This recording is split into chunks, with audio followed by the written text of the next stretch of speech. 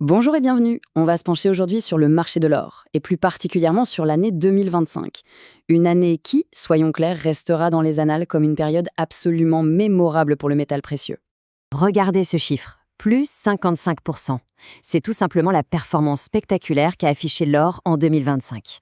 Une progression vraiment fulgurante qui a consolidé, si on en doutait encore, son statut de valeur refuge par excellence. Forcément, une question se pose. Ce rallye exceptionnel, est-ce que c'était juste un feu de paille? Ou alors, est-ce que ça marque le début d'une nouvelle ère? En d'autres termes, cette ruée vers l'or va-t-elle continuer en 2026? Pour essayer d'anticiper 2026, il faut d'abord bien comprendre ce qui s'est passé. Un petit retour en arrière sur cette année 2025 s'impose. Un véritable millésime historique.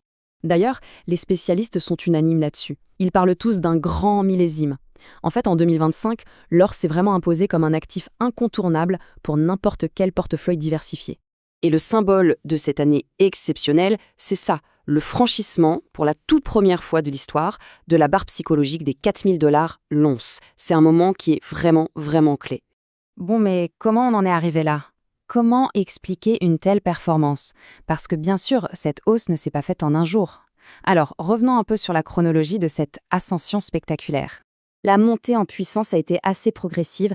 Tout a vraiment commencé au printemps, quand l'or a franchi ce premier cap des 3 000 $. Ensuite, le rallye s'est emballé à l'automne pour aller dépasser les 4 300 $, et tout ça a abouti à cette performance annuelle spectaculaire. Maintenant, la question cruciale. Pourquoi? Qu'est-ce qui a bien pu alimenter une telle envolée des prix? Il est temps d'analyser un peu les moteurs de cette hausse. Les analystes ont une bonne métaphore pour ça. Ils parlent d'une recette parfaite. C'est une image qui illustre vraiment bien comment plusieurs ingrédients se sont combinés en 2025 pour créer les conditions d'un rallye historique. Et alors, quels sont ces ingrédients? Il y en a trois principaux. D'abord, une demande absolument massive des banques centrales, surtout des pays émergents qui cherchent à diversifier leurs réserves pour moins dépendre du dollar. Ensuite, une grosse incertitude autour des politiques de tarifs douaniers aux États-Unis, ce qui logiquement pousse vers les valeurs refuges.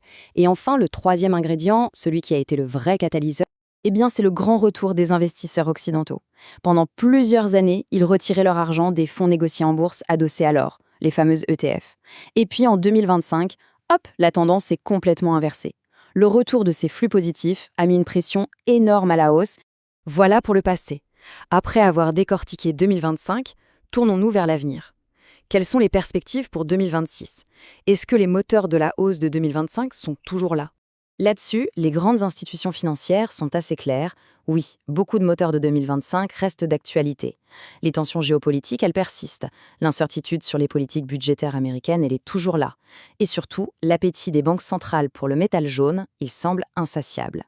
Tous ces éléments, ils nous amènent à la conclusion et surtout à la grande question qui reste en suspens pour l'année qui vient. Est-ce que l'année 2025 n'était finalement qu'un début? Sommes-nous en train d'assister à l'établissement d'un tout nouveau palier historique pour le cours de l'or? La question reste ouverte, et c'est justement ce qui va rendre l'année 2026 si fascinante à suivre. Merci d'avoir suivi cette analyse.